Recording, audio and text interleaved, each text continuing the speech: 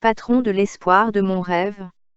Je suis né le 6 janvier 1963, une année après l'indépendance de l'Algérie à Discar au 9 rue Cave de Ris, département Petit Paris. Étant enfant, j'ai été élevé et je me suis épanoui aussi bien à travers la culture algérienne que la culture française.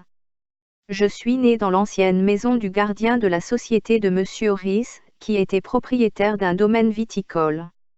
Dans cette propriété, il y avait une sépulture assez ancienne, cerclée de murs d'1,50 m de haut avec une ouverture pour y accéder.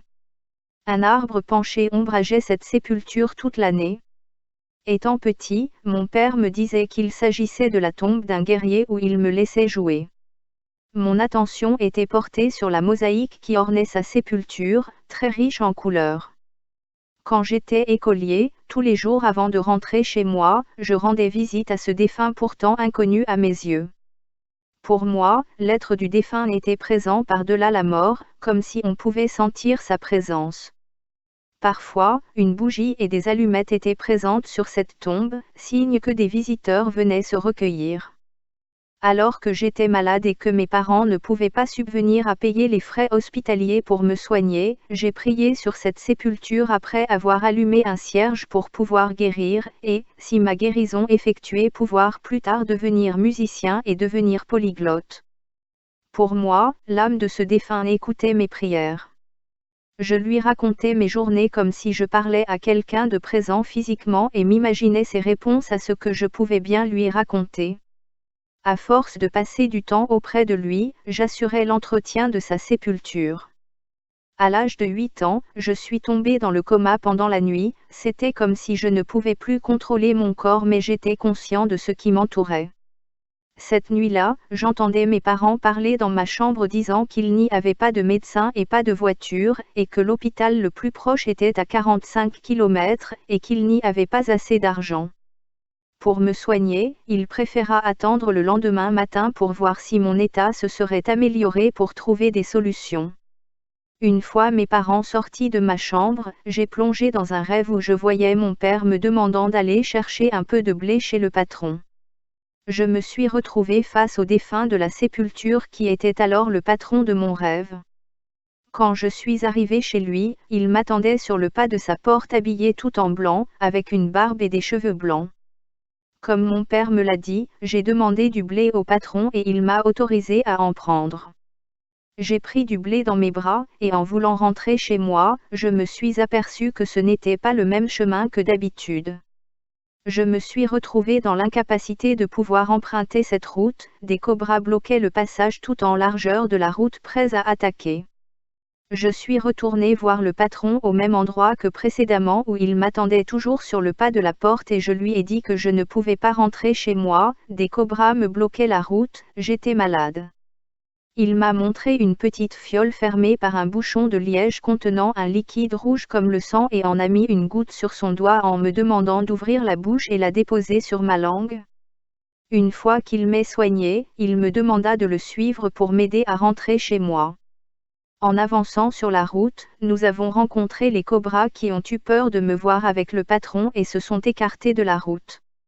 J'ai vu que c'est lui qui contrôlait les cobras. Une fois arrivé à l'endroit bloqué par ceux-ci, le patron me dit que je pouvais rentrer chez moi et lui a fait demi-tour pour rentrer chez lui, mais moi, par peur de retour des cobras, je me suis mis à courir avec le blé dans mes bras. Je me suis réveillé en sursaut dans mon lit, pris de panique par ce rêve et j'ai allumé la lumière. Je me suis regardé dans le miroir et j'ai constaté que j'avais l'air d'être en bonne santé et mon corps le ressentait également. J'ai ressenti que le patron m'avait redonné espoir après cette guérison inexpliquée et les remercier du plus profond de mon être pour m'avoir sauvé.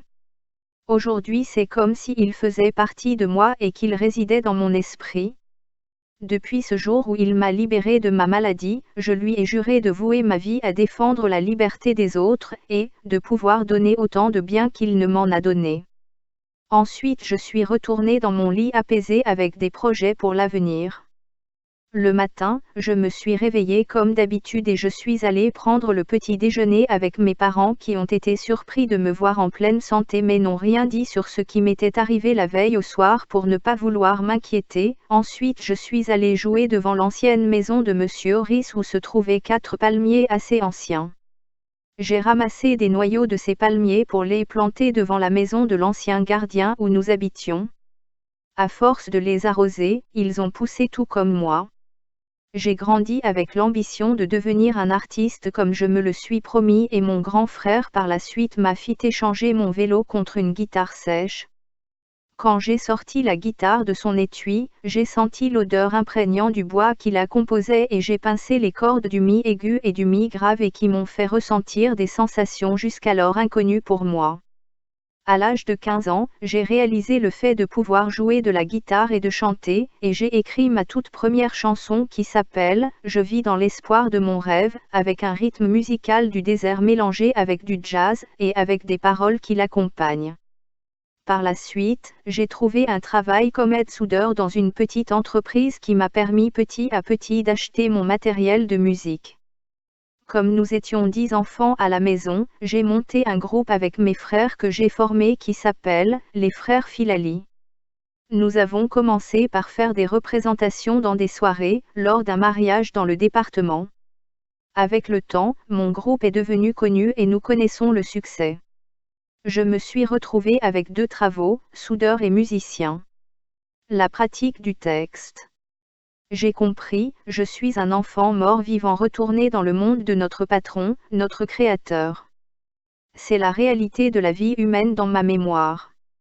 La justice du patron dans un terrain de blé de mon combat avec les cobras.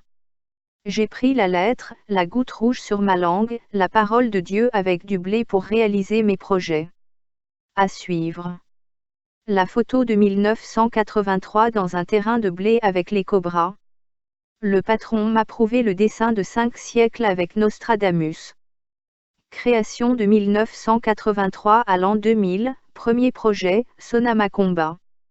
Deuxième projet, Le mystère de 1987. Troisième projet, ma rentrée en France en 1988. Quatrième projet, Les citoyens avec la monnaie européenne en 1993 à l'an 2000. Cinquième projet, Mon premier enfant en 1995. Sixième projet, L'espace vert en 1996. Septième projet, La justice de Dieu ne me profite jamais en 1997.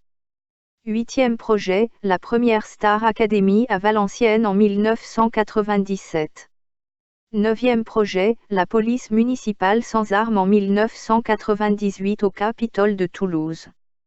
10e projet, La Révolution au Maghreb en 2007. 11e projet, La tâche du travail européen en 2017.